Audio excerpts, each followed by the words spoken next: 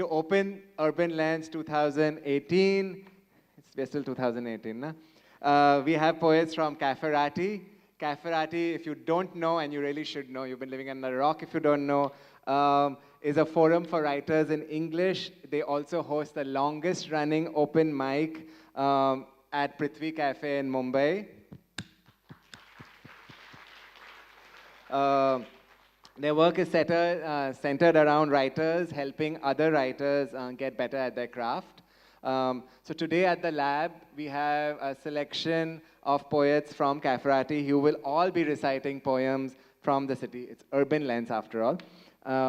So let's please have a round of applause for Jain Bhandari, Menka Shivdasani, Batul Mukhtiar, Ramesh Gauri Raghavan, and Arjun Bali. So the first performance reading is by Jain Bhandari. Jain is the author of 3 poetry collections, Single Bed, Aquarius, and recently Eucalyptus Sextet. She has also contributed to 7 anthologies, including 3 Sahitya Akademi anthologies. I always tend to clap when I hear Sahitya Akademi. Her poems have appeared in magazines like Fulcrum, the little magazines, on websites like How to, Open Space, and Soft Blow, and we are super, super excited that Jain is here with us. Jain, over to you. I came to Bombay just over 50 years ago. And at some point, the name of Bombay changed about the time I went to England. And this is what happened. It's called Bombay, My Mumbai. I posted a parcel from England. Where is Mumbai? What's the nearest big city? Said the clerk at the post office. It's a big city, I said. It's Bombay. Mumbai is Bombay. Sounds fatter to me, he said, laughing. And I thought, well, second marriage, they usually are fatter. Shapely young Bombay become matronly Mumbai, sprawling on the beach with her feet in the sea. Inevitably, there is the process of tearing down. This is called the Lost Villa. Chandri Villa looks out onto a wall of green, leaf green, painted iron sheets, corrugated to let the green rain run gently into the sodden ground. And a tree grows into and through the rippling lines, has taken them into itself, its trunk greened by rain. Thus entwined, which is paint, which tree, when ribbed leaf might be paint as green, which is painted iron, and which falling rain. Behind the green, another villa vanishes. We only remember that it was there, cannot remember how it looked, only know the wall of green, the tree, the falling rain weeping for a lost villa. Perhaps the tree will remain.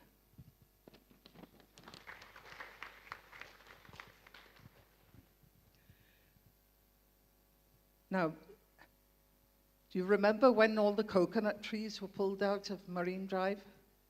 Almost all. No shade, a lament for Marine Drive. I have to admit, there's quite a few protest poems here. There used to be palms leaning into the wind, bent across the body of the promenade, like a woman leaning across her man. Graffitied concrete, a palimpsest of advertisements and party slogans, a patchwork of tarmac and cement, and here and there, paving stones. It's all very tidy now, greyly neat. The palms that let the beggars sleep in their thin shadow are gone. The promenade stretches for a grey mile. Lovers sit on the seawall, lean together, nestled in the curl of her scarf, till the sun forces them apart. There is no shade. I'm told it will be just like Shanghai sometime soon. But I want Bombay. I want palms frilling the edge of the bay. I want to hear the subtle duet of palms and sea, see the feathery shadows move in the circuits of the sun. I want the wind roaring past them in the monsoon. I want it the way it was, not this, manicured, pedicured, regimented, treeless, unless the trees are approved, the right size, the right shape, an immaculate Toy Town promenade. It's no longer a place for people to stroll and saunter and sit. Without palms leaning this way and that in graceful curves, the lover dies. The daytime promenade shimmers, a sterile desert beside a polluted sea.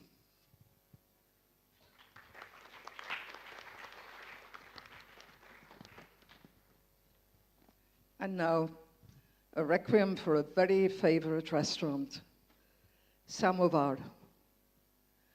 The Samvar is the place to be on wet afternoons between lunch and tea. Hot samosas and dhania dip, a glass of beer to idly sip the hours away.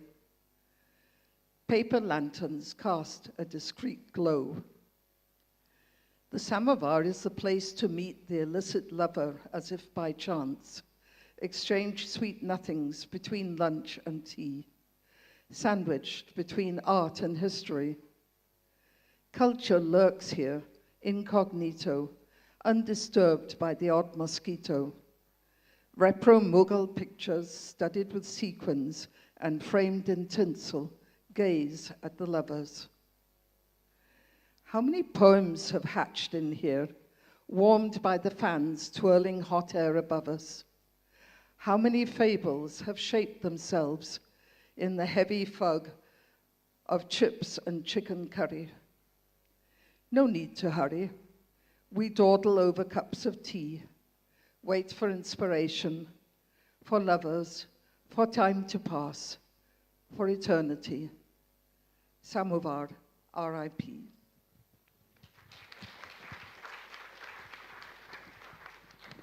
I was really sorry when that place closed. I'd been going to it forever. Okay. One of the problems about living in Bombay is a major pest, and it's not cockroaches, although Bombay has some of the biggest I've ever seen, and it's not the rats. It's something that attacks the fabric of your building. Feeding termites.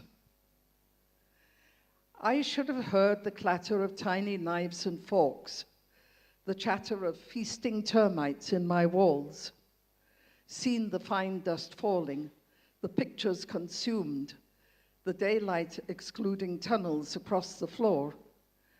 But I was away. In my absence, they made merry. Could they have got at it, I swear, my whiskey would have made their dinners more convivial. What was worse was that they did not stay. Like Irish beggars, they came, they munched and ran away. They lived with my neighbor and raided through cracks in the walls, retreating with tummies full and clutching yet more booty. And one day I returned and found devastation.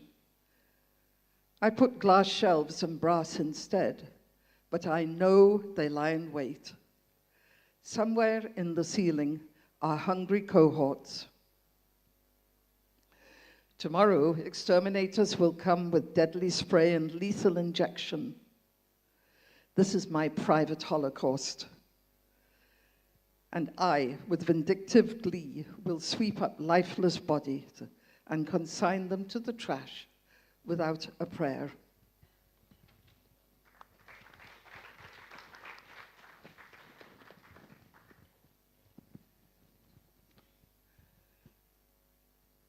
This is something that anybody who lives near a railway track will understand. Night trains in Matunga. The railway lines embraced our block on either side, laced the city north to south with stone and metal bands. We lay in the heavy dark, watching the stars swing across the window's faint square, listening to the crying trains. It was our fancy that at night the trains became frightened of the dark and pulled their lines closer to the lit roads, to the buildings, and their friendly yellow windows. They cried to us for comfort. How could trains be more afraid than two small boys in the dark? But they cried and came closer, and we felt braver. Trains were so afraid.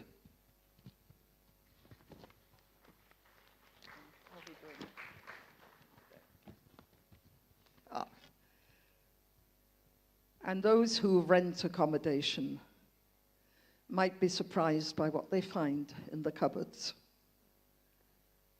On moving day, not everything gets taken away. Much of what is left behind is urban flotsam, forget-me-nots of an uncommon kind. For instance, the false teeth now reposing dryly in a glass in the bathroom cupboard. Was the owner now possessed of unforgettable implants, or deceased, the teeth a legacy to his heirs? His, because no woman would ever move house toothless. They always hide handcuffs under the sink, says the broker. And once a whip on the top of the closet, whose former owner, he said, was not the equestrian type. Refrigerators contain more surprises. A frozen pet, long deceased, shares space with malaria pills and a bottle of breast milk. And one tenant left a whole fridge full of beer.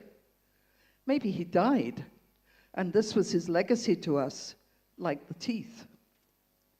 One speculates, while moving, one should not forget the skeleton in the closet or the hand grenade left carelessly on the window ledge.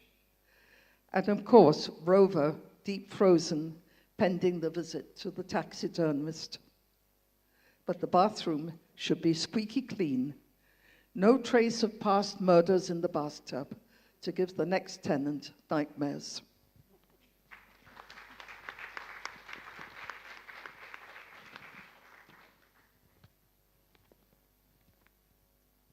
This is the last one. Bandra on Sunday, it's a little gentler. The sound of singing floats on the quiet air. The choir, with gentle fervor, encloses us in harmony. Along the road, a football match is gearing up. The players stretching, bouncing balls, discussing moves. A white car decorated with flowers is getting the final touches. Gerard is getting married to Serafina, and the flowers are blue and white with silver ribbons. It's my guess the bridesmaids will be wearing blue. The choir reaches a crescendo of joy and stops. The church bell rings, and the football match kicks off. The bride arrives, veil flying. The bells ring out again in welcome. The wedding ceremony gets underway, and there are cheers. Another goal has been scored, 1-1. Thank you. That was beautiful, Jen. Thank you. Our second performance reading is by Arjun Bali. Arjun is a poet, painter, and a filmmaker. He writes poetry in English, Hindustani, and Bombay, and has exhibited and performed his poetry at festivals worldwide. Amongst the nicer things in Bombay, there are lots of nice things. The nicer things in Bombay is the sounds on the street and the number of languages which are spoken here constantly. I take a break from my Kafirati English-speaking audience sometimes, and I write in other Bombay tongues. This one's called Gordon, You Bugger. Gordon, where you bugger? Your house is now a building, man. The fourth floor woman complains to the headless horseman from Pali not to ride on cobblestones. Too loud, she says. Gordon, where you bugger? The banshee of bandstand has got arthritis running upstairs to escape Gataria men in the elevators. And they're off-key singing, Gordon, where are you, bugger? The Hill Road Beauty Parlor is a call center. The spirit of that air hostess you would manicure is all troubled with these people speaking strange tongues with faraway people. Gordon, where are you, bugger? The sorceress of Rizvi waits in her well, all made up for boys who stay connected to their mobile phones. Gordon, where are you, bugger? We ghosts, chaunts, have gathered at the gym. They call you now the killer of Casbah. They turned the bar into a chai shop, man. Gordon, you smart-ass bhadwa. You sold your band-branded stories for a song. Your ghosts, their ancestors, have nowhere to live now.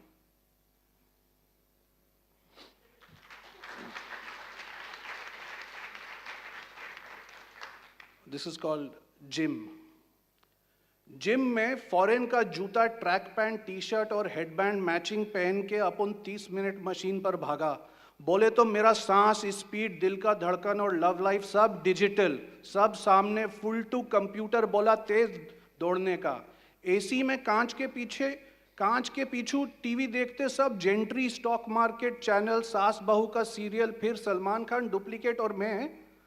Steel का machine से पंजा लड़ाया, ऊपर खींचा, नीचे खींचा, फिर ही हाय बोला. Trance music और एरोबिक्स जेन फोंडा को. वो मेरे को बताए बोटॉक्स, सिलिकॉन, लेजर ऑपरेशन और उसकी मम्मी का डाइवोर्स का कहानी. उसके पीछे John Abraham duplicate, AC DC साला, आंख मारे, मैगजीन का पोज मारे. तभी एक बूंद पसीना मेरे माथे पे बैठ मुझको बोले, ए हिले डुले, डोला फूले, बॉडी बनाई.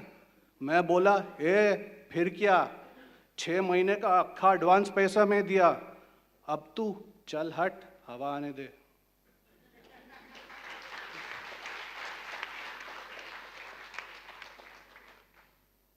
So the local train was a favorite for years, and at some point I decided that I will not commute more than 10 minutes. And I've been following that rule pretty much for a long time.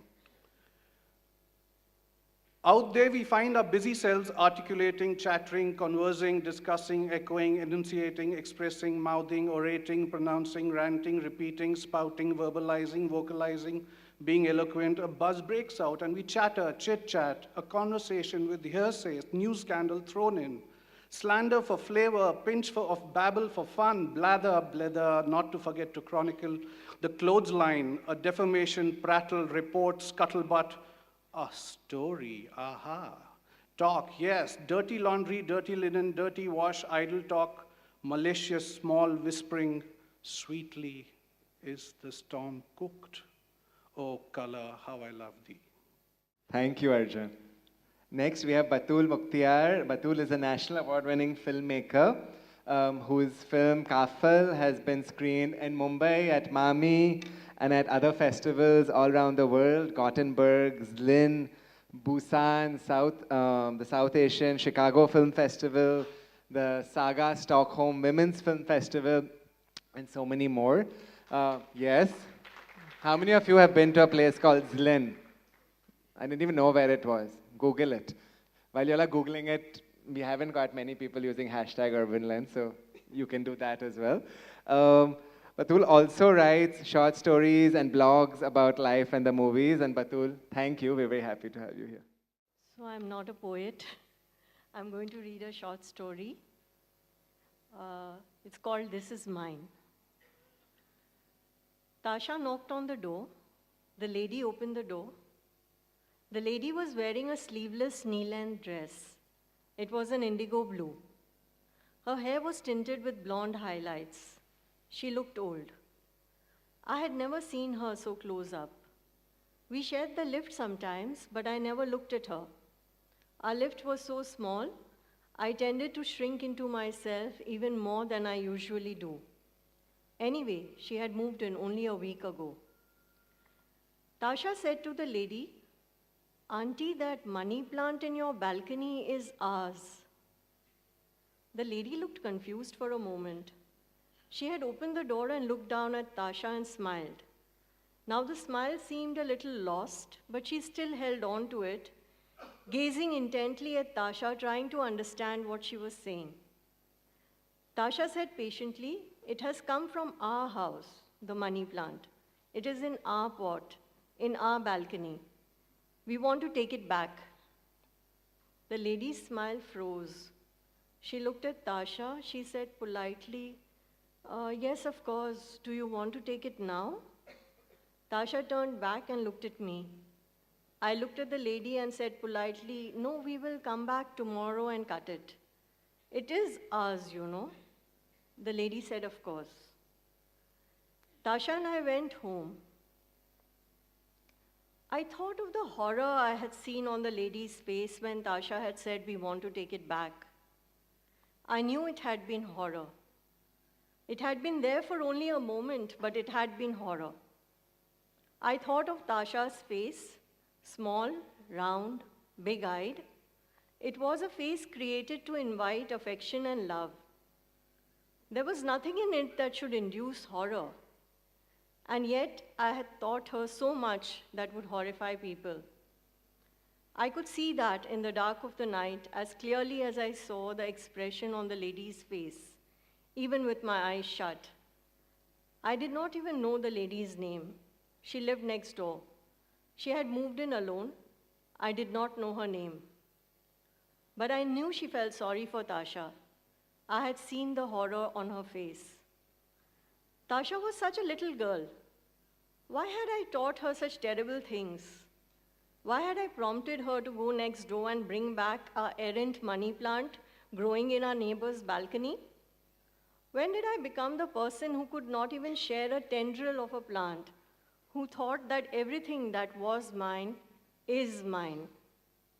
I know that it was because of a husband who was not mine, a marriage that was not mine, a home that was not mine.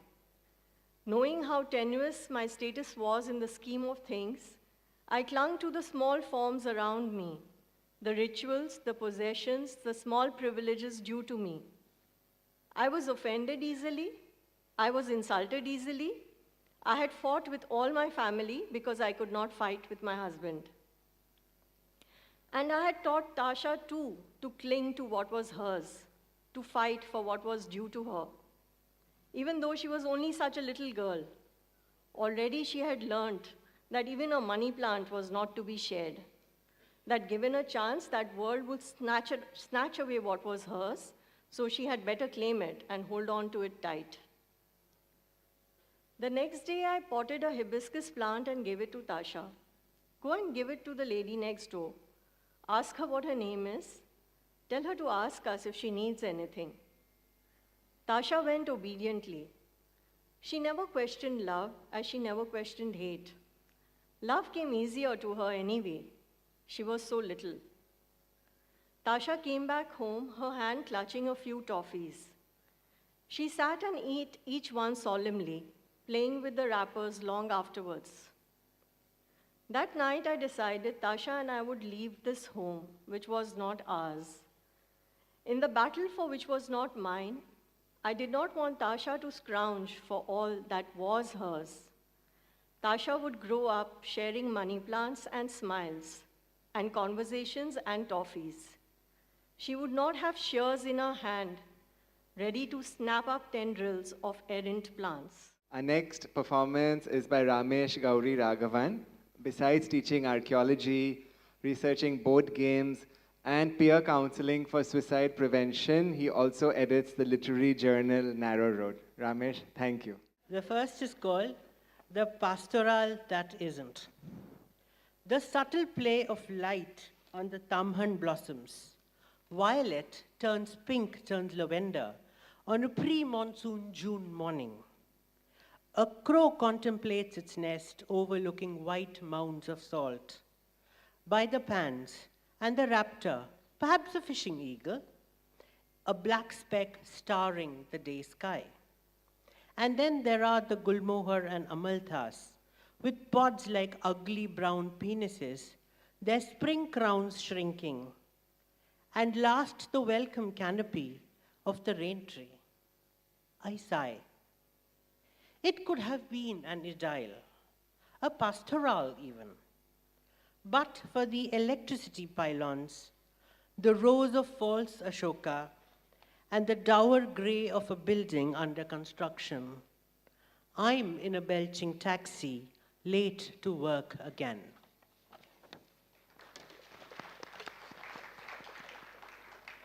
Okay, this is called There is No Partition While Impressing Young Girls. I am hearing, Ji, that one person is getting dismissed from party for praising of Jinnah. Areva, you are fight over the past history. Jo ho gaya so ho gaya no. Many other good reason for dismissing, no. He not praising my new Sherwani. He not coming to my daughter wedding. He talking to enemy party, madam. Why you talk of Jinnah and partition? That is partition jo ho gaya. There is many more in people's mind. Brahman versus Dalit versus Thakur, Sikh versus Jain versus Christian, Amir versus Garib versus middle class. Everyone wanting separate country, maybe not saying loudly. Who writing books on that? But I have noticed there is no partition when impressing the young girls. That day I am seeing one girl too lazy, too impatient to buy ticket, is giving money to passenger to pass to conductor who is at other end. Whole bus is helping Ji.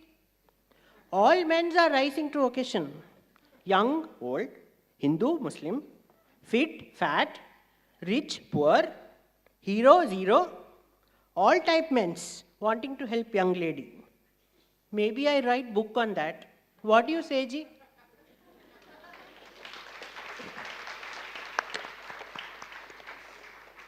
And this one is dedicated to all the men who travel by train on Sunday. This is called Appeal to Ladies Log. Why Ladies Log? You are coming in general dabba on Sundays only.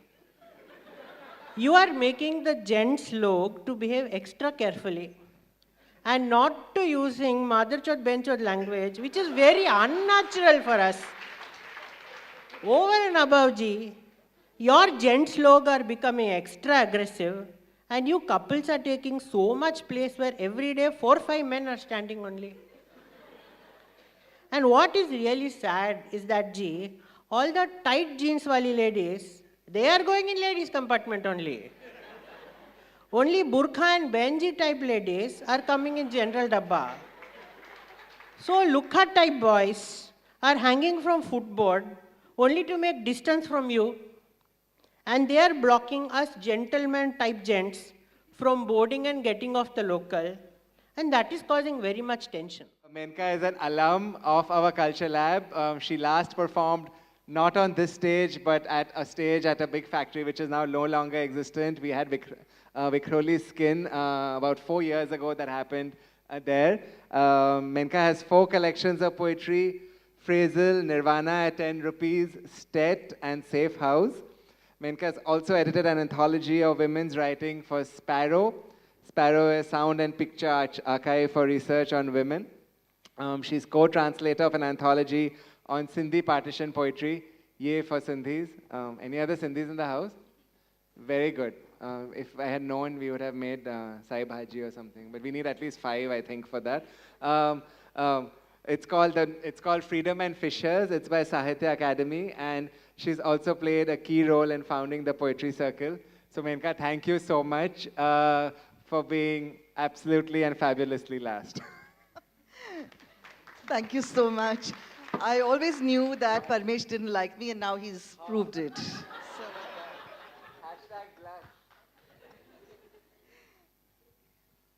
Okay, so I'm going to change the mood a little bit, and if you don't like it, well, tough luck. But after Ramesh got you all laughing, I do need to talk about what the city has done to me.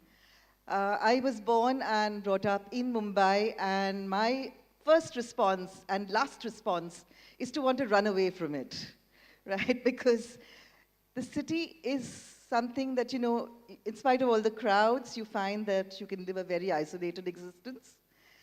And I shut the doors behind me, and when I do that, I find that I hear echoes of the forest, because every wooden door at heart is a tree. So, thank you. I'm going to start with a poem called Red Riding Hood. I did actually shut the door behind me, and for 2 hours I was just sitting in pitch dark and complete silence. And this is what happened. At this moment, there is nothing. The telephone sits, waiting to be shattered. The wire hangs limply from the wall, and the brick has come up again around her head. An aimless wanderer strolls down across the cheek, stopping on its saline path, then moving on. Two bodies lie entwined upon the beach, like in a C-grade Hindi film. At this moment, they are all remote. The sheep who bleat in the night till she loses count, the hare and tortoises who infuriate her world, and the rats scrambling up their ladders. She has shut the door upon them. She scratches the wood like some forgotten bitch. To kick a door is simple. To turn a latch is not. The paint flakes, but her soul is made of teak. Once upon a time, there was him, strong as a forest full of fireflies and mysterious silences. She set herself on fire, burned him down, then rose from the ashes, Red Riding Hood, gave herself to every wolf around. No, I haven't finished. The old woman whose teeth are lying by the fireside, was she an ancestor? Or simply an innocent locked in a time capsule? The canine at the doorstep says nothing. It is slunk into the woods. Now I finished the poem.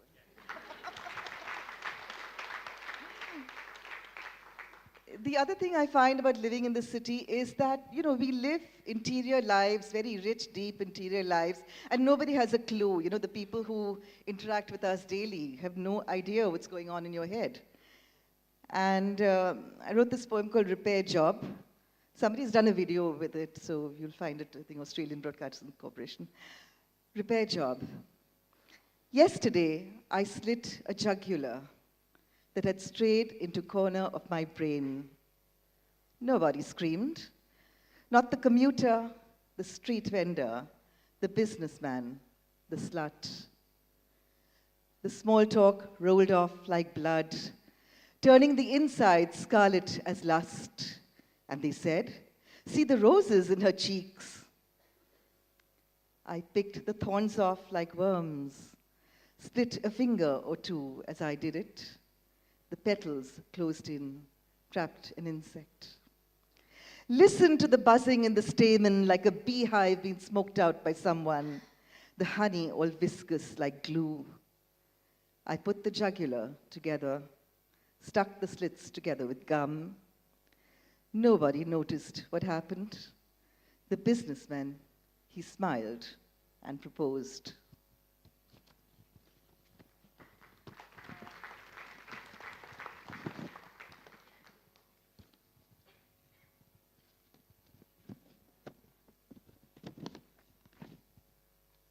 So the other thing that happens with all of us in any city, I wrote this in Goa, but in Mumbai, we are all looking for our space. We are all looking to see where we belong. And this poem is called Bees. They lie dead on the bedroom floor, dozens of them, and more on the windowsill, sharing my space, but never when I've been there. I did not hear their honeyed buzz, but swept them up and wondered about their home, where they had built it, what walls we shared. Then I threw the silenced wings into the trash. I saw more black specks fly just outside, where I thought my room was safe. They sting, the expert said. Get rid of them. His hands swelled up, but there was honey on his tongue. We hunted them out from behind a wooden plank, where they built a home that no one was meant to find. So precise, so perfect in its structured octagons. Now, I carry their sweetness squeezed into a jar, alone again, except for that one queen bee who keeps flapping around, wondering where her home disappeared. There was some discussion earlier about how we are looking for space for intimacy. So this is a poem called Buttoned Up, and it's a beach poem. Sitting here like a wet black shirt on a windowsill, I drip onto the beach with my seams tight around the armholes, my hem turned in, shrinking just below the hips. You pick me up occasionally, and my long sleeves grab you by the collar, curl around your neck, slither onto your shoulders, and I slide down your spine. Let the breezes gently pass. Back in the water, you pull me roughly off your back. I watch you walk across the sea, buttons inert beneath my eyes. Cheese has gone wrong. I have warmed you over the seasons, your body thrust into my spaces, while we let the breezes gently pass, like half-said prayers. Like tantric mantras, muttering down my neckline, and suddenly my sleeves turn wing, I raven through the sky.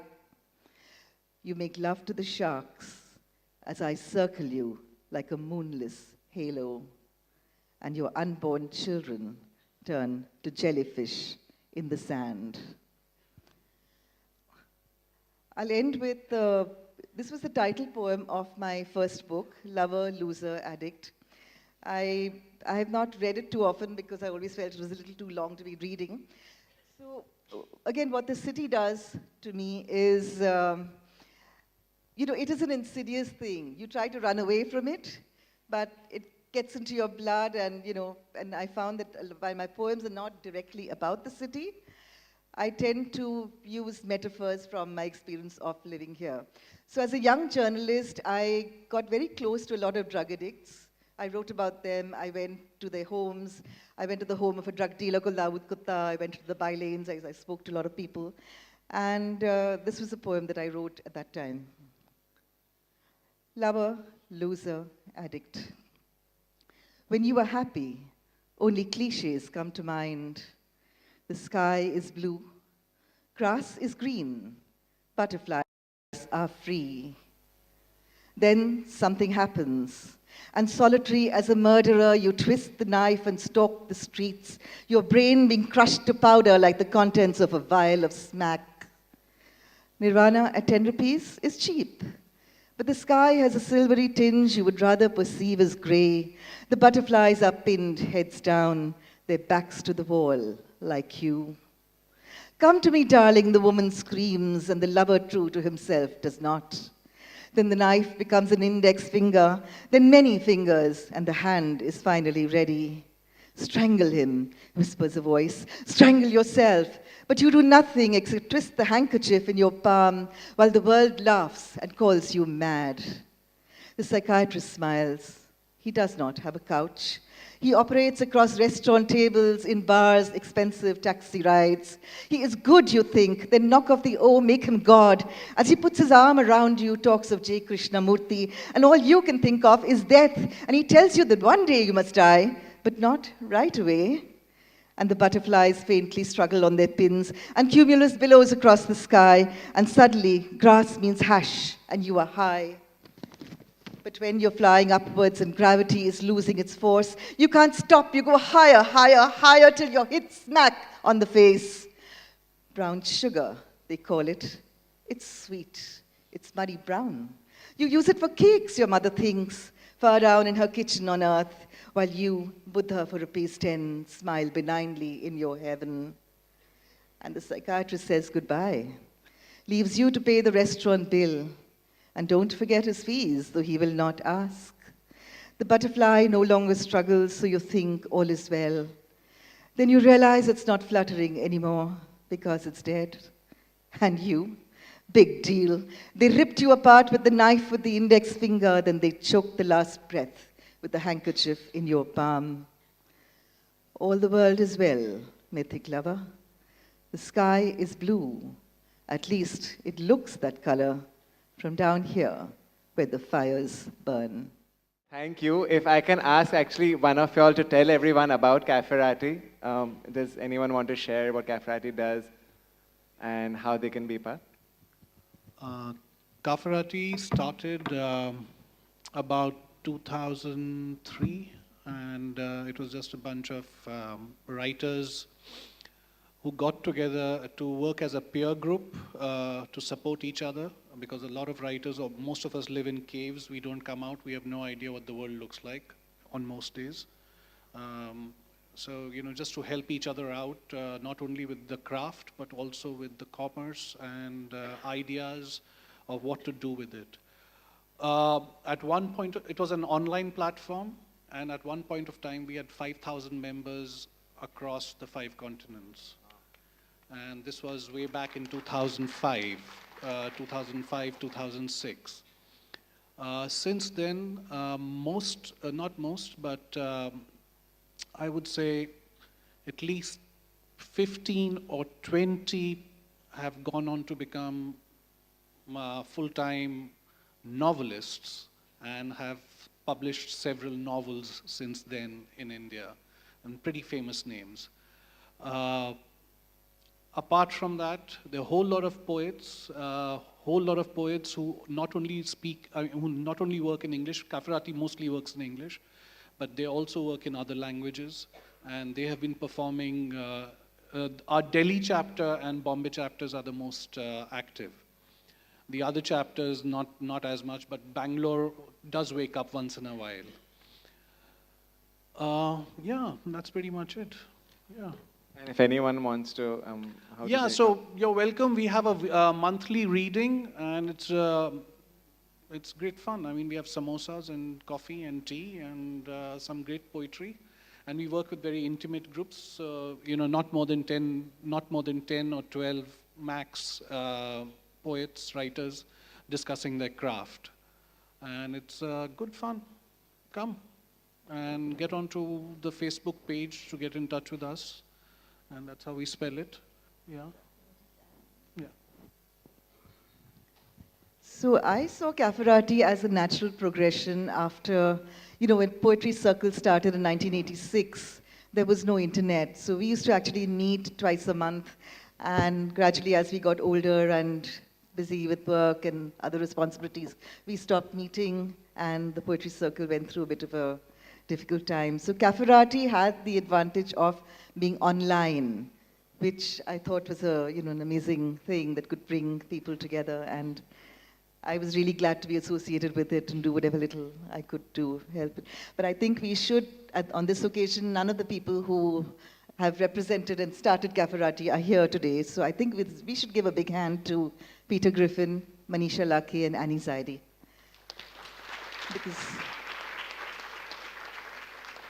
Because they are the ones who have kept it going against all odds, and it's very difficult to keep a poetry group going, I can tell you that.